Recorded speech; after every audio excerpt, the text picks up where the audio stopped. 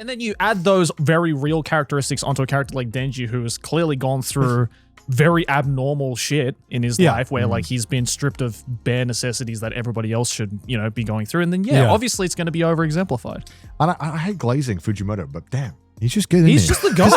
Because I feel like a lot of stories would be scared to portray Denji in the way that he is portrayed. Because he there's a lot of things about Denji that aren't likable. There are a lot of things that are likable. Yeah. But there are a lot of aspects where I think Fujimoto is confident in his ability to kind of be like, look, this is Denji.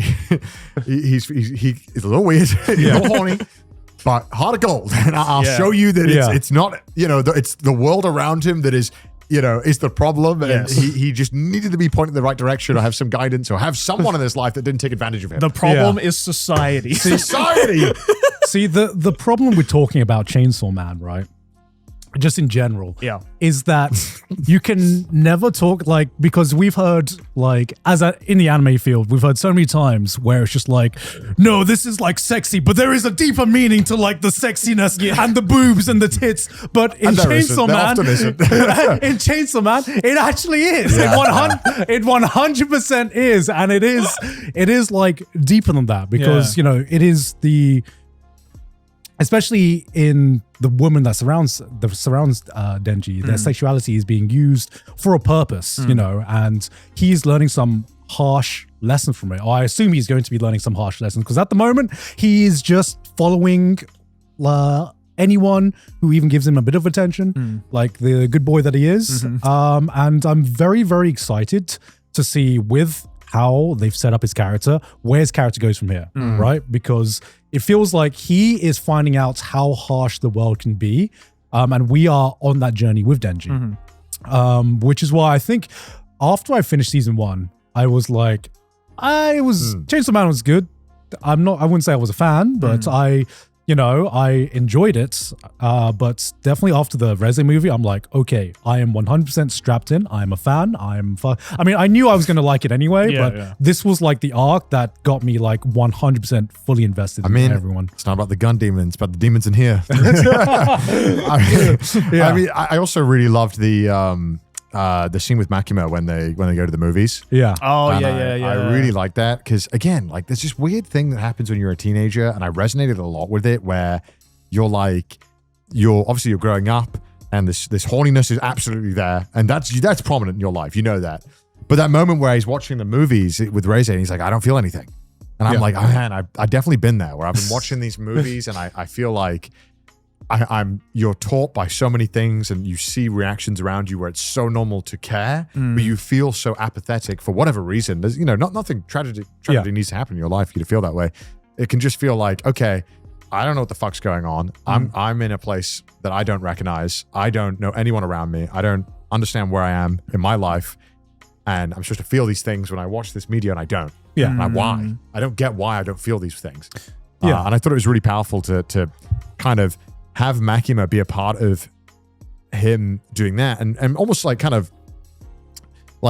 Denji feels empty from it for very different reasons. Why I think Makima feels empty from watching these things. And I think it's really fun to put those two together and allow Denji to kind of come to the conclusion that, we're the same. Yeah. It's like, no. You're not the same, Denji. You just don't know it yet. You're not the same at all.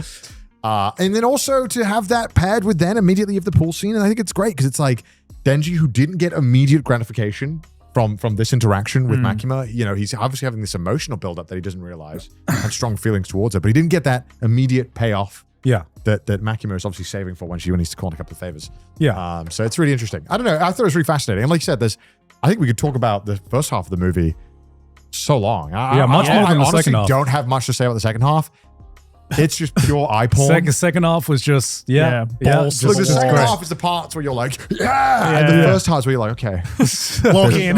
There's so much going on here, and like you said, I think the movie is so much almost more interesting than the first season, and a lot has been said about Denji, I feel like, in this movie and the Makima than throughout the entire first season, I feel like. Yeah, and the thing that I love about the storytelling is that, there are parts where Denji, you hear his internal thoughts and stuff like that, but, going back to the pool scene, it's just, you are allowed to just live in the moment, Because I feel like that moment, he wasn't trying to figure stuff out. He was just having such a genuine moment. Yeah, he was happy. You know? Yeah, he was happy. And instead of telling the audience that, the film allowed the audience to just fucking feel that. You could almost say he was drowning in the moment. Fuck off, Joe. See what I did? Fuck off. I'm just saying. And yeah, like I feel like some of the aspects of Denji were really expanded on. Like you talked about the moment where, Denji said he's not feeling stuff. And I thought that really built well on another moment from, I guess, the first season where Himeno died, and he also started questioning where he was like, why am I not like more sad? Yeah. I guess I'm like fucked up. Which is normal. This happened to me too, man. Yeah. It's like sometimes you don't feel the emotions people tell you to feel in that exact moment. Everyone processes emotions in a different way. And I feel like what makes Denji such a relatable and grounded and realistic character is that he isn't always the reflection of a like typical shonen protagonist, but he is a reflection of maybe the thoughts that you push back, but you still have to deal with, and I think that's what makes him a great character. Totally. And I feel like obviously there wasn't so much focus on anyone else but him and Reze this movie. But one thing that I did enjoy was that as an ensemble, I forgot that Chainsaw Man is pretty funny. Oh yeah, it is. Yeah, 100%. Like there were so many times when, sometimes you watch modern movies and you're like, it's the quip. It's the joke. But in Chainsaw Man, the Avengers. Yeah, the Avengers. Here's the one line. There's always gonna be a guy who puts a joke out there. Yeah. But in Chainsaw Man, it almost feels like everyone's just in character. And it's just the comedy doesn't come from like a line. It just comes from the characters being the characters. Yeah. Because it's Fujimoto and everyone's just fucking weird. Yeah. It's not a single sane character in this movie. There is no sane character. Yeah, and I really, really love some of the banter and some of the chemistry between, like even when they were fighting, for example. Oh, yeah. Totally. Yeah. What do you guys think about the ending of the film? I liked it. I was like, damn. Obviously, we can spoil it because, I was like, damn, you gonna let her live? What the fuck, Genji? Yeah. Yeah, I just, there's a new Fujimoto story that just came out that I'm not sure, I don't know if it's true or not, but I'm going to assume it's true because I read it on the internet. Right. But apparently there's a new Fujimoto quote where he was watching the Reze movie and he got to the end and he's like, man, why couldn't Reze live? Why couldn't she be Denji? And there was a quote retweet being like, man, you wrote the goddamn thing. Why don't you tell me? The story writes itself now. Yeah. He is but a passenger. He is. Yeah, he comes out of like a stupor and he's like, I finished it. I don't remember what I wrote, but here you go. I mean, I think the ending was what it had to be. Yeah. I don't see it any other way. I think obviously it's, it makes sense. It makes sense that Denji would be not able to do it, but Makima certainly would. Yeah. I think it was that final moment where both Denji and Reze realized that, maybe, obviously in the case with Reze, she was obviously trying to get close to Denji for ulterior motives, to steal his heart or whatever. But, maybe somewhere along the way, it's implied that maybe even for a little bit, she did maybe have feelings because maybe she saw a lot of herself in Denji, right? I think she did. Yeah. I think she did as well. I think she did, yeah. But you know what's great?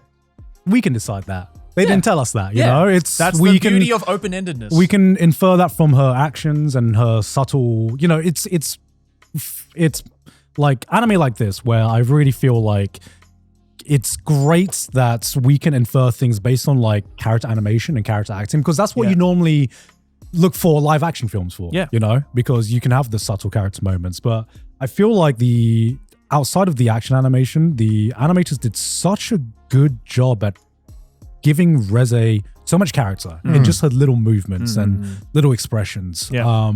It was her voice acting was phenomenal as well. Yeah, she did so good. such a good fucking job. Yeah. Like that it was the perfect level of like cute and insane. Yeah, I mean it was I was on board.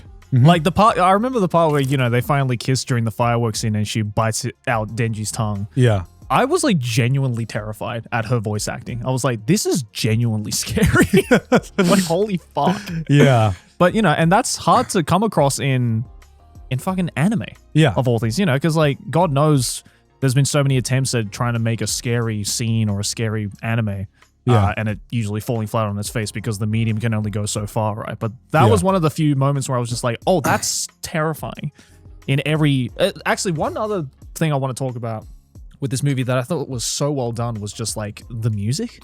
Yeah, I was going to bring that up as well. The music was just, like some of the choices that they made for some of these scenes and a lot of the transitions of scenes like was just really cool choice that really added the tension. Like again, going back to the Reze biting Denji's tongue out, it was like this really cute and very quaint piano, and then it just like slowly starts warping into this like almost nightmarish moment, but you can still hear the song. Yeah. So it really, I don't know who did the music on it, but I can tell you because he's my favorite modern composer right now. Sorry, Kevin. Yeah.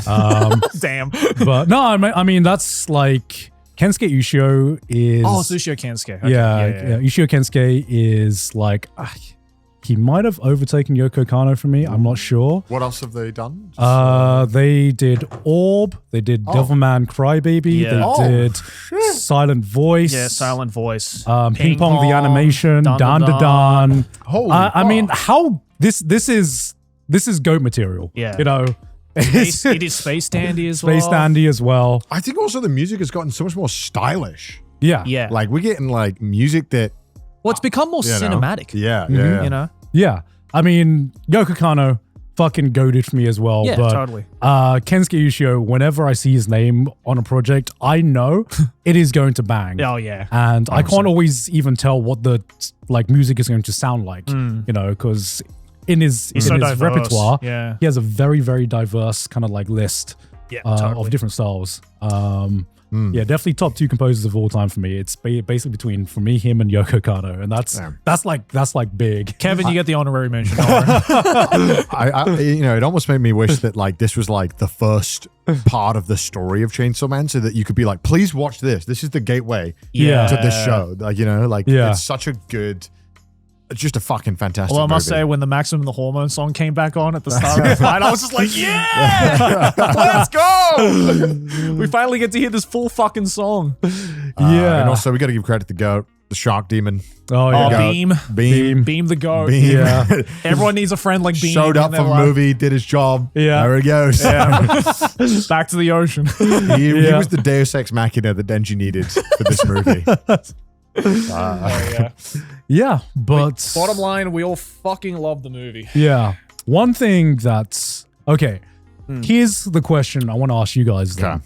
After watching Chainsaw Man the movie, and seeing the commercial success that it's had, do you want more shonen arcs adapted to movies, or do you want to keep it as like TV format? This was a short enough arc that I think it works really well. Yep. Yeah. For movies where most shonen arcs don't. Yeah, I was gonna say the same thing. Like the reason why this movie worked was because Reze arc is like, I think it's like 2 volumes in the manga or something like that. Less than 3 volumes, definitely. So it's like enough where you can fit the whole thing in without it being overextended or cut out or whatever it is, right? How many shonens do you know that could introduce a character within 2 volumes, conclude the story, have an epic fight scene, and it's fucking satisfying from start to finish, and you don't feel like disheartened at all? That's why Fujimoto's when does that happen? Like, I feel like that's quite very rarely. I'm sure it has happened in other things, but it's like that feels like a very rare occurrence. I feel like a lot of shonen if they are going to put so much work to make a character like Reze, they're sticking around.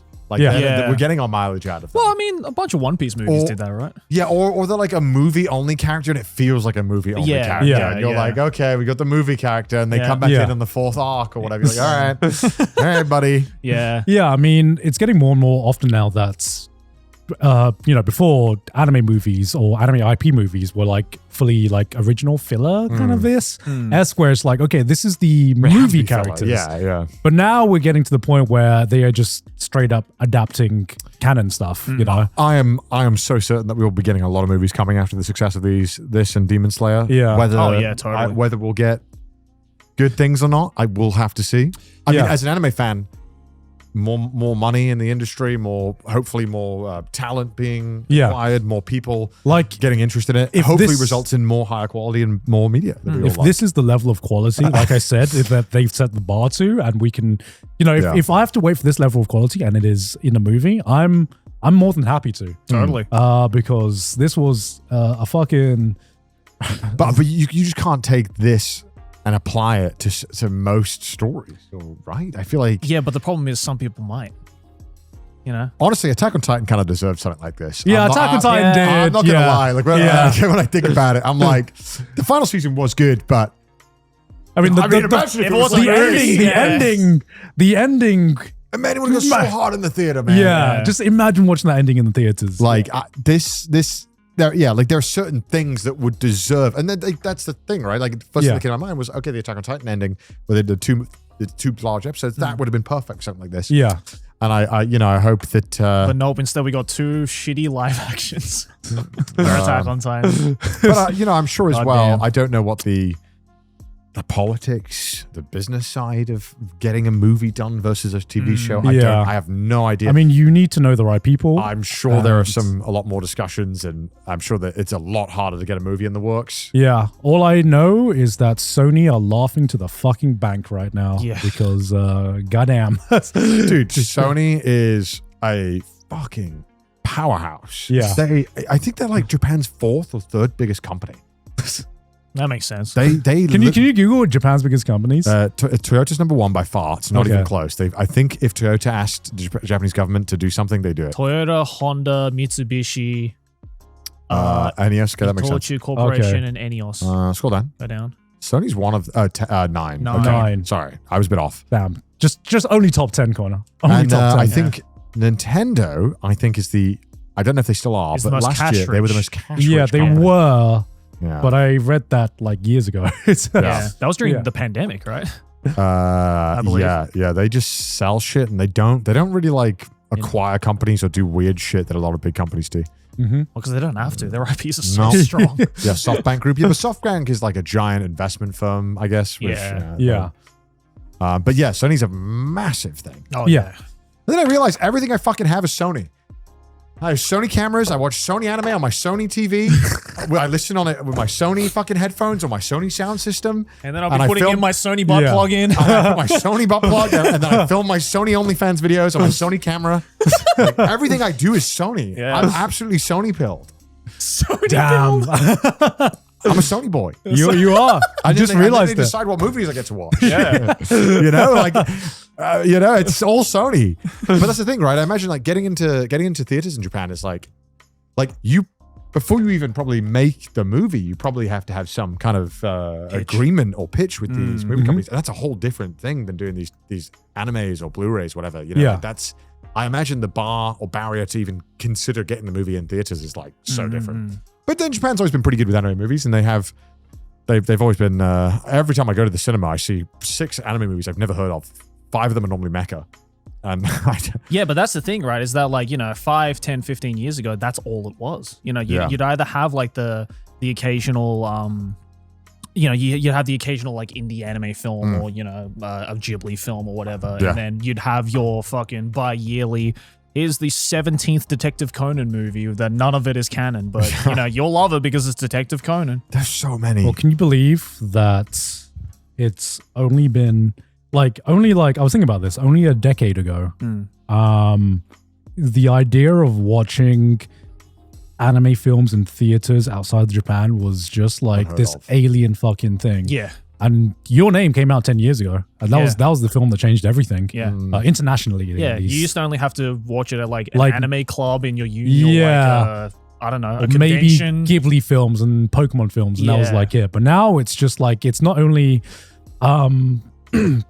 it is an expectation that if a big anime film comes out, that it is going to be available worldwide. Yeah. Yeah. That's so sick. It's crazy. Why these fucking people are so dumb and they're like, I don't want anime to get popular. I'm like, I do. I want to watch this shit in the theaters. I want to be able to like talk to people who would never watch this stuff. Also, go to the cinema. It's too late. It already is popular. Yeah, it's already popular. You don't get to be the arbiter. Shut the fuck up. Go and watch anime. It's fucking awesome. I love it when anime gets more popular. I want people to be able to enjoy this amazing medium more because it's so good. It's so talented.